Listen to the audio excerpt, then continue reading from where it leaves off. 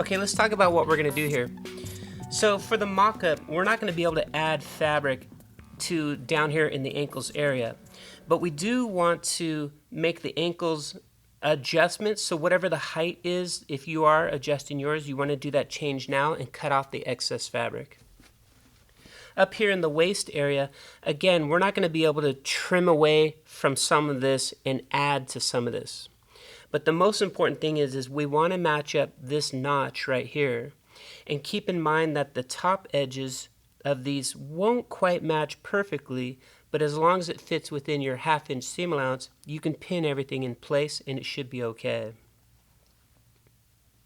And then we want to finish sewing the waistband all the way across. We're also going to finish the top edge in the inside of the waistband as well. Let's start here with the ankles first, since that's going to be the easiest change. On my hems, I marked where I want the hem to be, and I'm going to put a stay stitch there. And then below that, I've put my 1/2 inch seam allowance. I'm going to go ahead and cut my pants off there. I'll throw a stay stitch in here, and then I'll overlock these bottom edges. Now for me, since my students are going to reference these pants, and I'm going to have these around for several years, what I've done is I went ahead and took out the waistband beyond the side seam, and then I took my ankle stitch out because I'm adjusting the ankle anyways. And now I was able to come in and overlock both of the side seams, and then I went through here and I overlocked the inseam all the way through. I also just took a minute to overlock the zipper flies and then also the tops of the underbag and the underbag facing. So if you have an overlock machine, you can go ahead and do these now. It's not really that important because keep in mind that when you do a muslin mock-up, most of the time this eventually is just going to end up in the trash can. Alright, so I'm going to finish getting the stay stitch here at my new ankle location. So now on my ankles, I have a stay stitch which matches back to my pattern pieces. This is where I think her ankle is. And then I went ahead and overlocked these bottom edges just to have it all clean finish. And then of course making sure that the seam allowances are still pressed in the correct directions. Alright, let's take a look here at the waist. If you didn't do any changes to the ankle, your pants might still be correct side out. So first thing I need you to do is turn your pants inside out, the same as I have mine, and put the backs down on the tabletop so the fronts are here at the top. So make sure you have yours the same as mine, where the ankles are down here at your left hand, the top of the pants are up here at your right hand, and the front of the pants is here at the top. The back of the pants are facing the table, and my pants are inside out. Now what I'm going to do is, the side seam closest to me, come over to that center grain line. What we're going to do is we're going to fold these pants on that grain line and get it coming towards us. Basically what I'm trying to do is I'm trying to get these pocket pieces here to lay flat on the tabletop. Now let's take a closer look at this area right here. What we need to do next is we need the pocket bag liner from the underbag and the top bag. We need to sew them together so this pocket's closed when you put your hand inside the pocket. What we need to do is find the top edge of your pocket opening and the notch that you put on your pattern piece. Now this notch right here, we just kind of freehanded it on the dress form. But we need to double check it versus our pattern piece. So I'm going to line up the side seam here with the seam over here, and I'm lining up my top edges of the pocket. Then I can come in and make sure I have the correct notch location. And for mine, it's just slightly changed a little bit. So once we have the new location, we can bring our top of pocket opening to match that location. And then we're going to go ahead and pin this in place. So again, your top pocket edge opening is matching the new notch that matches back to your pattern. Now if you look here where my hand is, this is all of the top edge that leads over to the center front. We need to move that out of the way, because right now what we're going to do is we're going to sew the bottom edge of these two pockets. Now if you recall, the top edges will not match and the side edges will not match. We've already made all the adjustments here on the pattern pieces for when we cut and sew in final fabric. For now, we just want to finish this so we can do a last fitting with our client. So I'm going to just leave these two pocket layers laying nice and flat, and I'm going to pin it where I have my stay stitch on the upper bag, the top bag.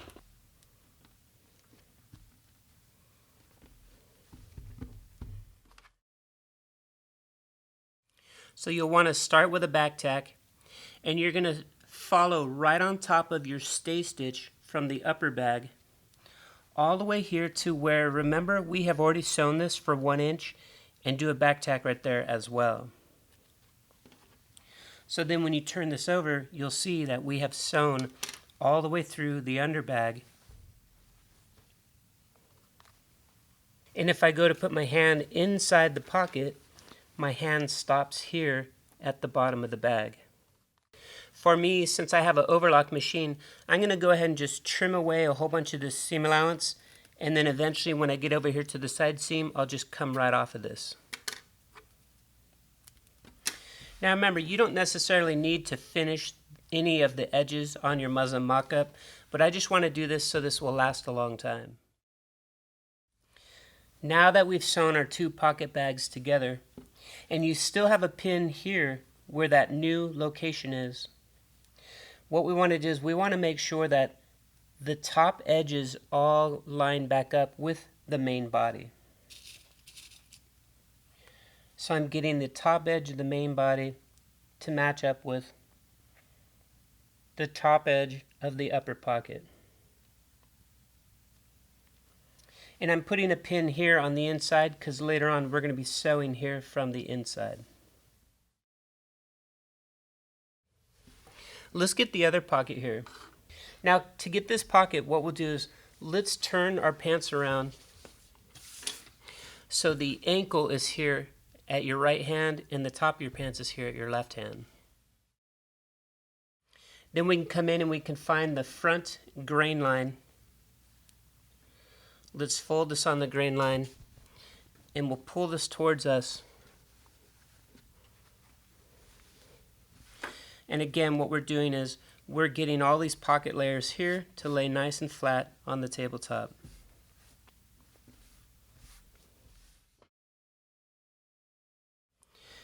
Now let's come in and take a closer look at this area right here. Now take out your underbag pattern piece, and remember we have our new notch right here. We're going to want to be able to see it here from the back side. You're also going to want to know where this corner is, also from the front.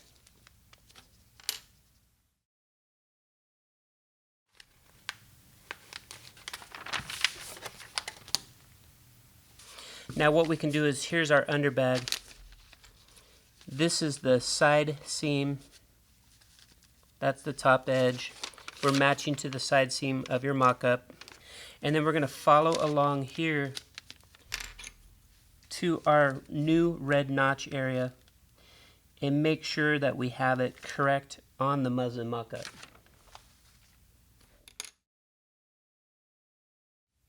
Once you have that there, we can take the top edge of the pocket opening.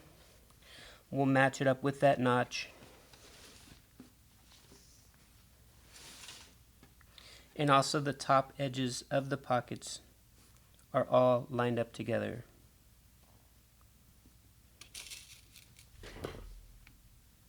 We'll pin this in place so it doesn't move.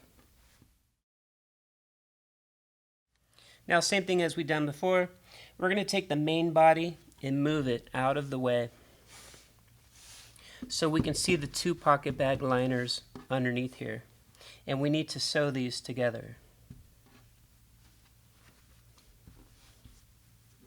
So remember, down here is where we've already sewn it for 1 inch.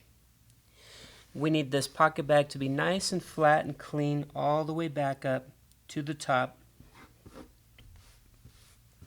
And keep in mind that the edges here will not match anymore, and the top edges here will not match anymore either. We just need this to be nice and flat. We'll go ahead and pin this in place, and then we're going to do a stitch exactly right on top of the stay stitch, going through all layers.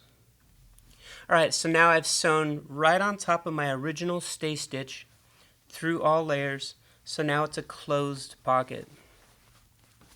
I also took a minute just to overlock it, and you don't have to do that if you don't want to. Now what we need to do is the front main body needs to continue going all the way across.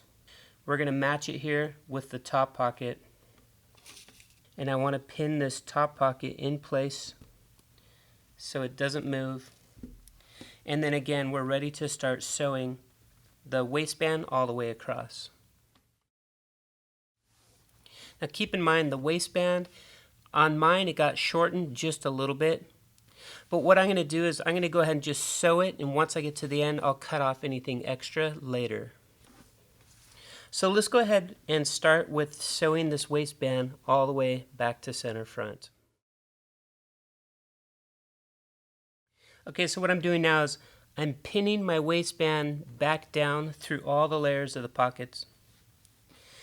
And on this left leg here, remember when we get to the fly extension, it's already pre-folded at center front. And we want the waistband to stick out beyond that, and later on we're going to fix sewing that.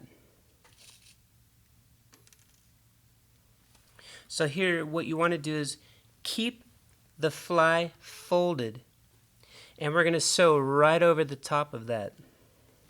Now I'm going to come down here and finish pinning to the other center front.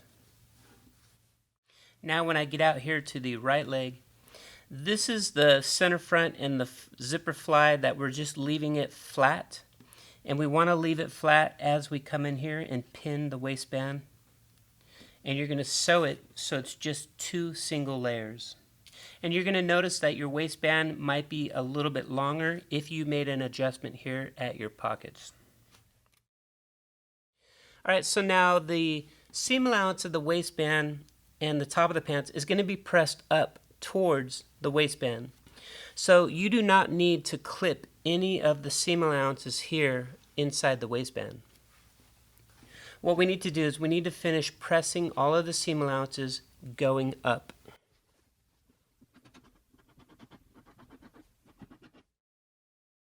Okay, so now we're ready to sew on the other half of our waistband. We're going to sew the top edges together. Let's come over here to center back, and we're going to put these right sides together starting here at center back. And again, I want to put a pin through the back, and then I can put this through the other pattern. So I'm putting a pin through from the back so I can line up both of the seams right on top of each other, and then I can pin this in place and I'll pull that pin out. Now let's go ahead and pin this in place, going all the way here to the right side of the pants. And make sure you're matching here at your notches at the side seam. Now here, this is the right leg of the pant where we have the mock fly seam allowance is just laying flat. And basically along the top of the pants, you're just going to sew right off the pant.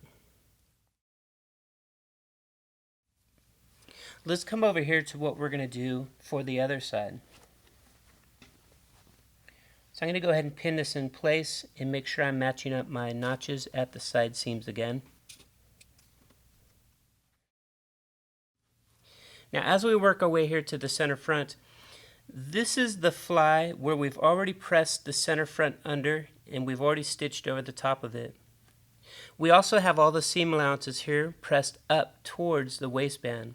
We want to keep them pressed upwards. So what I'm going to do is I'm going to just pin these seam allowances in place. Then as center front comes over for the top of the waistband, I want to pin this in place as well so it doesn't move.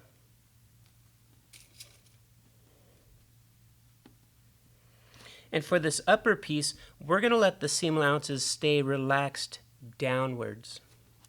So again, the waistband that we've already sewn to the main body, those seam allowances are pressed up.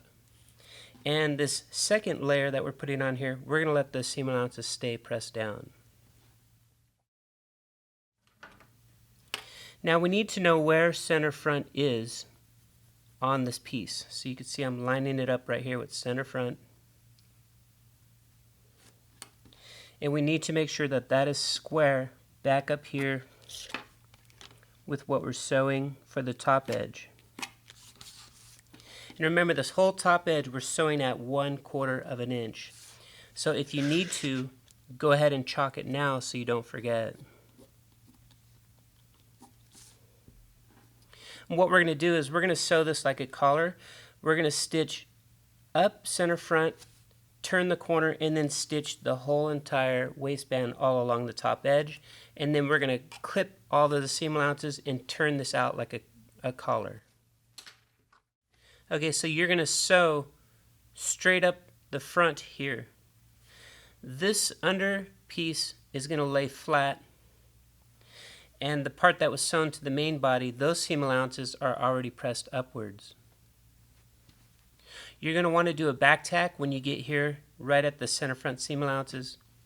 Do a back tack before the corner and after the corner so we can clip this. And then continue sewing all along the upper edge until you get to the other front. And when you get to this front, just simply sew right off and do a back tack at the end.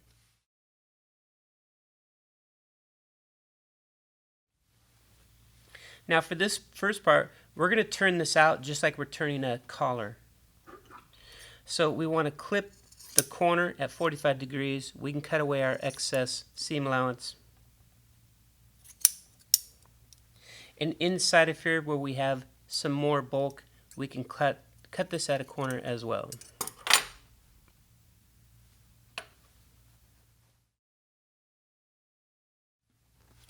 Now the waistband traveling along the front pieces is basically just a straight line.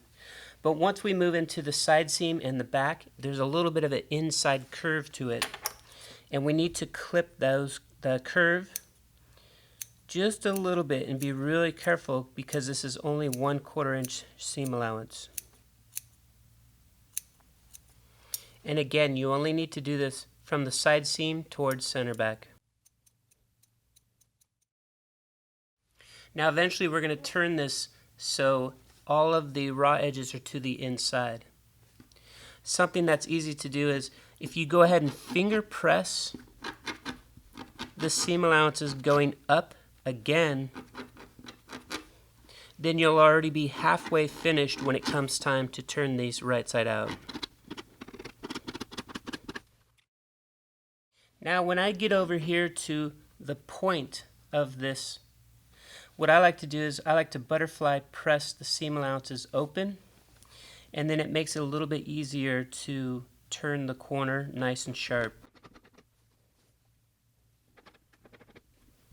So here I have the seam allowances pressed inwards inside the corner, and then when I flip this over, I'll do the same thing here on this side as well.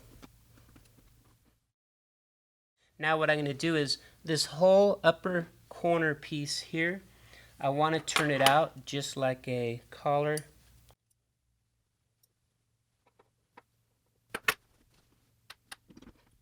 And then I'm going to go over to the ironing board and I'm going to steam and press the whole entire waistband, getting this top edge nice and flat and crisp.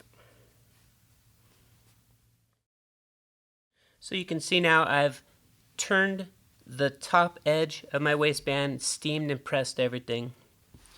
Here for the left side of the body where the zipper fly extension is folded under. I have the top edge of the waistband is all clean finished. And then as you travel around all the way to the other side here, we just have it coming straight off. And mine happens to be a little bit longer. And what I'm going to do is I'm going to just go back to the overlock machine and just trim this right back off. Now the rest of this waistband, I'm just leaving it flapped downwards. And the reason I like to do this is because during the fitting, if I need to, I can still come in here, tear things apart, and do a little more of an adjustment. For instance, at the side seam or at center back. If you feel like everything is good to go on your pants and you don't want to have this flapping open, you can always take the time to come back into here and stitch in the ditch, and then you'll catch this waistband here on the inside and it'll stay closed from that point forward. Alright, so what I'm going to do is I'm going to go ahead and overlock the raw edges here on my center front, and then I'm going to turn these right side out, press them all nice and beautiful, and then we're going to do a final fitting with our client.